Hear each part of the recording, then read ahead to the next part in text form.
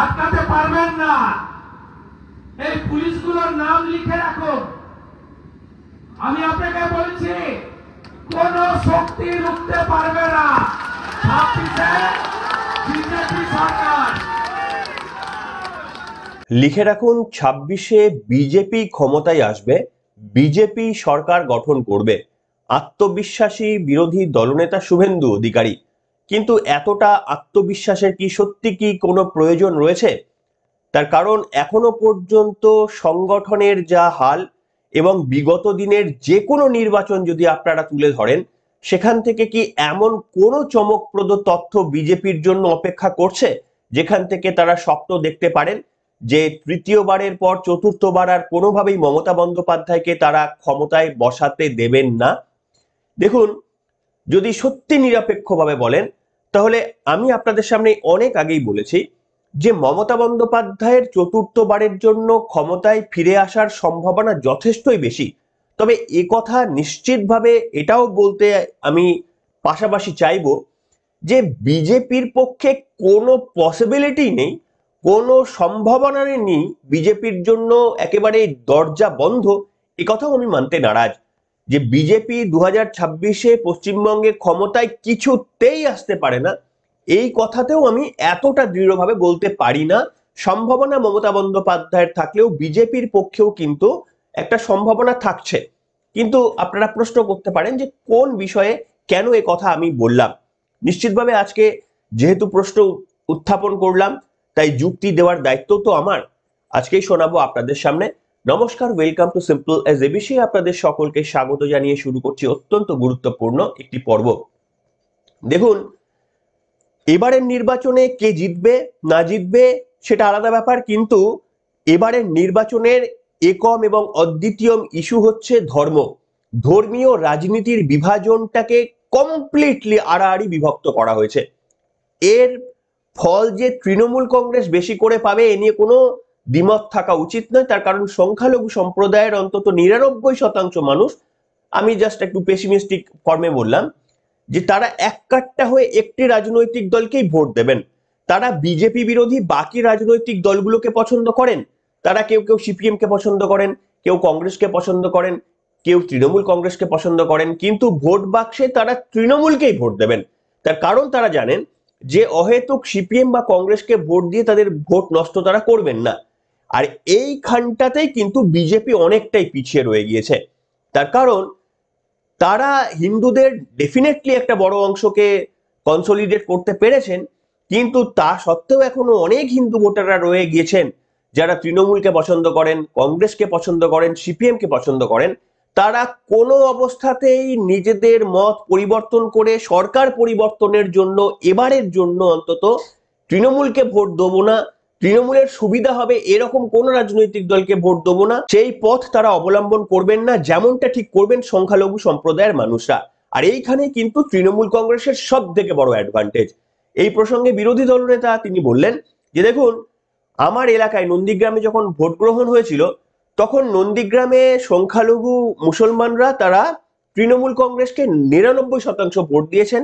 এমনকি আমাদের যারা সংখ্যালঘু মোর্চার যারা প্রতিনিধিরা রয়েছেন তাদের ফ্যামিলি মেম্বাররা পর্যন্ত তৃণমূল কংগ্রেসকে ভোট দিয়েছেন।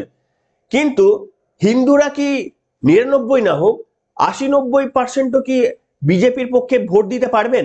যদি ভোট দিতে পারেন তাহলে পরিবর্তন নিশ্চিত। কিন্তু ওই বেড়ালের গলায় ঘন্টাটা বাঁধবে কে, এটাই লাখ টাকার প্রশ্ন। শুনুন বিরোধী দলনেতা কি বলেছেন। এক হয় আমার নন্দীগ্রামে আমি দেখেছি, সেখানে যে 53টা মুসলিম বুথ আছে সেখানে 99% ভোট 99% ভোট তৃণমূলকে তারা দেয়। সিপিএম এর মিছিলে যায়, তৃণমূলকে ভোট। আমাদের সংখ্যালঘু মোর্চার ভাই তার পরিবারের ভোটও তৃণমূলকে দিতে বাধ্য হয়।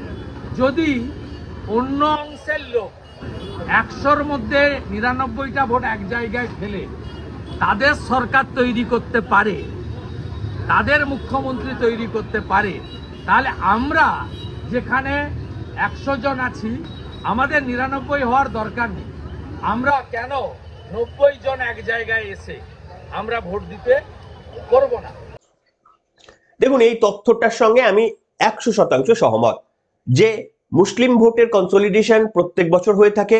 তারা একসময় কনসলিডেটলি একেবারেই সিপিএম কে ভোট দিত, এখন তৃণমূলকে ভোট দেয়। এরপরে কোনোভাবে ধরুন তৃণমূল কংগ্রেস নামক দলটি যদি উঠে যায়, তারা কনসলিডেট ভাবে তখন আইদার কংগ্রেস কিংবা সিপিএম কে তারা ভোট দেবে। এটা কিন্তু তাদের, আমি বলবো তারা রাজনৈতিকভাবে অনেক বেশি সচেতন, অনেক বেশি সচেতন তারা রাজনৈতিকভাবে। তারা জানে তাদের পছন্দ মতো মুখ্যমন্ত্রী করার জন্য যে দলকে ভোট দেওয়া প্রয়োজন সেটা তাদের পছন্দ মতো দল নাও হতে পারে। হয়তো সব মুসলমানদেরই তৃণমূল কংগ্রেস পছন্দের দল নয়, তাদের কেউ কংগ্রেস বা সিপিএম কে পছন্দ করে, কিন্তু তারা তৃণমূলকেই ভোট দেবে। তার কারণ তারা চায় যে বিজেপিকে সরকারে আসতে দেবে না। সে যাই হোক, আপনাদের সামনে আমি এবার দেখাতে চাইবো যে এই যে ধর্মীয় বিভাজনের রাজনীতিটা কার্যত স্পষ্ট হয়ে গিয়েছে, সেখানে বিরোধী দলনেতার আরো একটি বক্তব্য শোনাবো। তার আগে আপনাদের শোনাবো সব্যসাচী দত্ত, যিনি গতবারের নির্বাচনের আগে তিনি বিজেপিতে চলে গিয়েছিলেন, তৃণমূল কংগ্রেস ছেড়ে সল্টলেকের মেয়র ছিলেন। তিনি সেই পদ ছেড়ে দিয়ে একেবারেই বিজেপিতে যোগদান করেছিলেন। তারপরে মোহভঙ্গ হওয়ায় এবং পরাস্ত হওয়ার পর যখন বিজেপি ক্ষমতায় আসতে পারলেন না, তখন তিনি আবার মমতা বন্দ্যোপাধ্যায়ের পা ধরে আবার তৃণমূল কংগ্রেসে যোগদান করলেন। তিনি শুভেন্দু অধিকারীর এই হিন্দু মুসলিমের বিভাজনের রাজনীতি নিয়ে একেবারেই সোচ্চার হলেন। সত্যি হাসবেন না কি করবেন সেটা আপনার ভিডিওটা দেখার পরই আপনারা মন্তব্য করে জানাবেন, কিন্তু একটু দেখুন ভিডিওটা। সরকারকে একটা ধর্মীয় তকমা লাগানো, এটা খুব, আমি নিজে হিন্দুর ছেলে হয়ে বলছি, এটা বেইমানি করছে। ও ভালো মতো হিন্দুও হতে পারেনি আর মুসলিমও হতে পারেনি, ও কিছুই হতে পারেনি, ও মাঝখানে রয়ে গেছে। নির্বাচিত সরকার দেখলেন বন্ধুরা, আমি দেখছিলাম বিজেপির একজন নেতা প্রশ্ন করেছেন এই ভিডিওটা দিয়ে যে তিনি কি আয়নার সামনে দাঁড়িয়ে এই বক্তব্যটি বলেছেন যে শুভেন্দু অধিকারী হিন্দু না মুসলিম। তিনি হিন্দুর সন্তান হয়ে বলছেন যে শুভেন্দু অধিকারী এই ধরনের ঠিক কাজ করছেন না। কিন্তু প্রশ্ন হচ্ছে, তিনি শুভেন্দু অধিকারীর ধর্ম নিয়ে প্রশ্ন তুলতে পারেন, অথচ আয়নার সামনে তিনি যদি দাঁড়াতেন, যে বেশে তিনি রয়েছেন সেই বেশে দাঁড়িয়ে এই ধরনের কথা বলা কতটা যুক্তিযুক্ত সেটা প্রশ্ন ওঠে। দেখুন, একজন মুসলিম সম্প্রদায়ের মানুষকে সেকুলারিজম প্রমাণ করার জন্য নামাবলী গায়ে দেওয়ার প্রয়োজন হয় না। ঠিক তেমনি আবার একজন হিন্দু সম্প্রদায়ের মানুষকে সেকুলারিজম বা তিনি কতটা ধর্ম নিরপেক্ষ এটা বোঝানোর জন্য ফেজ টুপি মাথায় পড়ার প্রয়োজন পড়ে না। সংখ্যালঘুদের উন্নয়ন, প্রকৃত অর্থে যদি উন্নয়ন করা যায় তাহলে সেটাই হবে তাদের সমাজের প্রতি অবদান। কিন্তু এই যে এখন রাজ্য জুড়ে ইফতার পার্টির একেবারে দেখছেন সবাই, কেউ কিন্তু এই সংখ্যালঘু সম্প্রদায়ের যে কষ্টের একটা পর্ব, 1 মাস দীর্ঘ ধরে তারা এইভাবে রোজা রাখেন, উপবাস করেন, একেবারে একবেলা খান, সূর্যাস্তের পর গিয়ে খান, অনেক কষ্ট করে তাদের এই সময়টা চলতে হয়। অথচ ইফতার পার্টি কিন্তু সকলের জন্য, সমস্ত তৃণমূল কংগ্রেসের নেতা নেত্রী, তৃণমূল কংগ্রেস নয় গোটা ইন্ডি জোটের নেতা নেত্রী যেখানে যেখানে ভারতের রয়েছেন, তারা একেবারে ইফতার পার্টিতে গিয়ে একদম দুর্দান্ত তাদের একটা আহার করছেন, মাথায় ফেস টুপি পরে। সে রাহুল গান্ধীর দল বলতে পারেন, অখিলেশ যাদব বলতে পারেন, তেজস্বী যাদব বলতে পারেন, সবাই সবাই, কাউকে বাদ দিতে পারবেন না। যাই হোক, এইখানে দাঁড়িয়ে বিরোধী দলনেতার তাহলে এই বক্তব্যটি আপনাদের এবার আমি শোনাতে চাইবো। তিনি বলছেন যে আমরা গত নির্বাচনে আমরা ভোট পেয়েছিলাম 36 বোধহয় 37% কাছাকাছি তারা ভোট পেয়েছিলেন, আর তৃণমূল কংগ্রেস ভোট পেয়েছিল 46% কাছাকাছি। অর্থাৎ একেবারেই প্রায় 9-10% একটা ডিফারেন্স রয়েছে। 8-9% একটা ডিফারেন্স রয়েছে ভোটের পার্সেন্টেজে। তিনি বলছেন অঙ্কের হিসাব পরিষ্কার, আমরা যদি 5% ভোট টানতে পারি, হিন্দু ধর্মের এই যে একটা ঐক্যের বার্তা দেওয়ার চেষ্টা করছেন বিরোধী দলনেতা, সেটা কতটা কাজে আসবে। কাজে আসলে কিন্তু আমি আপনাদের বলছি যে এটা পরিবর্তন হওয়া সম্ভব। বিরোধী দলনেতা এবারে একেবারে তীব্র হিন্দুত্বের যে লাইন নিয়ে চলছেন, এবং দেখুন কিছু তো সত্যি, পুরোটা যে তিনি মন গড়া বলছেন এমন তো নয়। তার কারণ আপনারা দেখেছি বিভিন্ন অনুষ্ঠানে কিভাবে হিন্দুদের রীতি রেওয়াজের পুজোগুলোকে কিভাবে অত্যাচার করা হয়েছে, পুলিশ নীরব দর্শকের ভূমিকা পালন করেছেন। এর সঙ্গে হিন্দু মুসলমানের কোনো সম্পর্ক নেই। কিছু দুষ্কৃতকারী, তারা কোনো স্পেসিফিক ধর্মের হতে পারেন, কিন্তু সেই ধর্মের থেকে তারা এই কাণ্ডগুলো করেছেন, পুলিশের পদক্ষেপ নেওয়া উচিত ছিল। বিরোধী দলনেতা বলছেন 5% এদিক ওদিক কিন্তু ক্ষমতার পরিবর্তন করতে সম্ভব, ম্যাথামেটিক্স তাই বলে। কি বললেন শুনুন। দিলেন, মানে হিন্দু ভোটে কিভাবে বাজিমাত করবেন, কোন অংশে করবেন? শুনুন, পশ্চিমবাংলায় গত ভোটে চৌর্যবৃত্তি করে ও সাম্প্রদায়িক কার্ড খেলে তৃণমূল ভোট পেয়েছে 45.67। আমরা ভোট পেয়েছি 38.63, প্রায় 39, ওরা 46। তাই গণিতটা তো পাল্টে দিতে আপনি পারেন না। গণিতের হিসাব বলছে যদি 5% ভোট ভারতীয় জনতা পার্টি বাড়াতে পারে তাহলে ভারতীয় জনতা পার্টির সরকার। কিন্তু গণিতের হিসাব ধর্মরক্ষা কমিটির কথা যেটা বলছিলেন, ধর্মরক্ষা কমিটি করতে হবে, তো করতে হবে। হিন্দু তার ধর্ম পালন করতে পারছে না, সরস্বতী পুজোয় বাধা পাচ্ছে। শুনলেন বন্ধুরা, দেখুন mathematically that is completely true যে 5% ভোট শেয়ার যদি মমতা বন্দ্যোপাধ্যায়ের কাছ থেকে সরে বিজেপির দিকে চলে আসে তাহলে নিশ্চিতভাবে এবারে 2026-এ ক্ষমতার পরিবর্তন হওয়া সম্ভব। একটা প্রশ্নের উত্তর আমাকে দিন বিজেপির নেতৃত্বরা, যদি কেউ আমার এই পর্বটি শুনে থাকেন। বিগত 2-3 বছরে পশ্চিমবঙ্গের বুকে বড় বড় রাজনৈতিক ঝড় বললে ভুল হবে, তুফান উঠেছিল। তার মধ্যে দুটি তুফান হচ্ছে, একটা সন্দেশখালী, একটা হচ্ছে আরজি কর। এই রকম তুফান আমার মনে হয় মমতা বন্দ্যোপাধ্যায় স্কোপ পেলে তিনি দেখিয়ে দিতেন তিনি কি করতে পারতেন। এমনকি সিঙ্গুর, নন্দীগ্রামে এর থেকেও ছোট স্কোপকে মমতা বন্দ্যোপাধ্যায় যে আকারে পরিণত করেছিলেন, এর থেকে অনেক বড় বড় অপরচুনিটি পাওয়ার পরেও কি সেই অর্থে কাজে লাগাতে পেরেছে বিজেপি? কেন কথা বলছি? কথা এই কারণেই বলা যে অঙ্কের হিসাবে, গণিতের হিসাবে 5%-এর ট্রান্সফারটা বলা সহজ, কিন্তু সেইটা করে দেখানোর জন্য মাঠে লেগে থেকে একটা ইস্যুকে কিভাবে মানুষের মনের মধ্যে ঢুকিয়ে দিতে হয়, মমতা বন্দ্যোপাধ্যায়ের অল্টারনেটিভ পশ্চিমবঙ্গের রাজনীতিতে আজ পর্যন্ত এই মুহূর্তে কেউ নেই। যদি কেউ থাকতেন তাহলে আজ নয় 2019-এই পট পরিবর্তন হয়ে যেত। সেই কারণেই আমি আপনাদের সামনে বললাম যে এটা পসিবল, ক্ষমতার পরিবর্তন হওয়া এখনো পসিবল। কিন্তু ক্ষমতার পরিবর্তন অঙ্কের হিসাবে একরকম, আর মাঠে নেবে শুভেন্দু অধিকারী যে কাজটা করছেন সেই কাজটা বিজেপির বাদবাকি নেতৃত্বদের করতে দেখা যাচ্ছে না। এখানে আপনারা অনেকে বলবেন মমতা বন্দ্যোপাধ্যায় তো একাই কাফি ছিলেন, তাহলে শুভেন্দু অধিকারী কি একাই কাফি নন? দেখুন, দুটি রাজনৈতিক দলের আলাদা আলাদা নীতি। মমতা বন্দ্যোপাধ্যায়ের রাজনৈতিক দলের নীতি আদর্শ বলতে তিনি যা বলবেন সেটাই নীতি, তিনি যা বলবেন সেটাই আদর্শ। কিন্তু বিরোধী দলনেতা তিনি যেটা বলবেন সেটা নীতি বা আদর্শ হতে পারে না। বিজেপির মতো এত বড় একটা সর্বভারতীয়, গোটা পৃথিবীর মধ্যে সব থেকে বড় রাজনৈতিক দলে সেটা হয় না। যদি হতো তাহলে শুভেন্দু অধিকারী বলেই দিয়েছিলেন, আমরা এতদিন বলতাম সবকা সাথ সবকা বিকাশ, এবার থেকে বলবো জো হামারা সাথ হাম উনকে সাথ। তার এই কথা মান্যতা পায়নি। কিন্তু তিনি যদি তৃণমূল কংগ্রেসের কোনো নেত্রী হতেন বা অন্য একটি লোকাল রাজনৈতিক দল করার এটাই সুবিধা, তিনি যদি একটা লোকাল রাজনৈতিক দলের প্রতিনিধি হতেন তাহলে এই কথাটা নিয়ে তিনি নির্বাচনে লড়তে পারতেন। সেই কারণেই ঘোলাবেন না যে মমতা বন্দ্যোপাধ্যায় একাই কাঁপিয়ে দিয়েছিলেন, শুভেন্দু অধিকারী পারছেন না।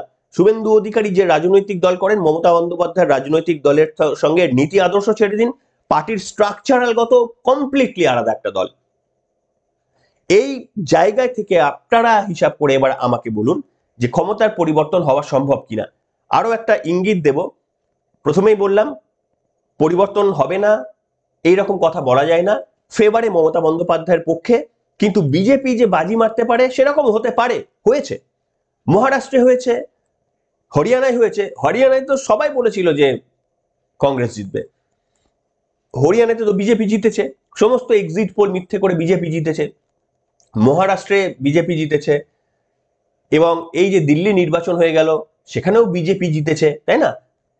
তাহলে আরো একটা উপায় রয়েছে, হিন্দু ভোট কনসলিডেশনটা এমনি অটোমেটিক্যালি হয়ে যাবে যদি ভোটের পার্সেন্টেজ এবারে বেশি কিছু বিজেপি আদায় করে আনতে পারে। সাধারণ মানুষ স্বতঃস্ফূর্তভাবে যদি ভোট দিতে যায় তাহলেও ক্ষমতার পরিবর্তন হতে পারে।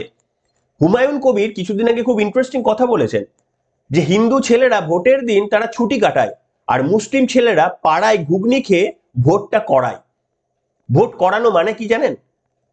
যে তারা জানে কোন গ্রাম থেকে হিন্দু ভোটাররা আসবেন, বা কোন গ্রাম থেকে বিজেপির ভোটাররা আসবেন, কোন গ্রাম থেকে তৃণমূলের ভোটাররা আসবেন।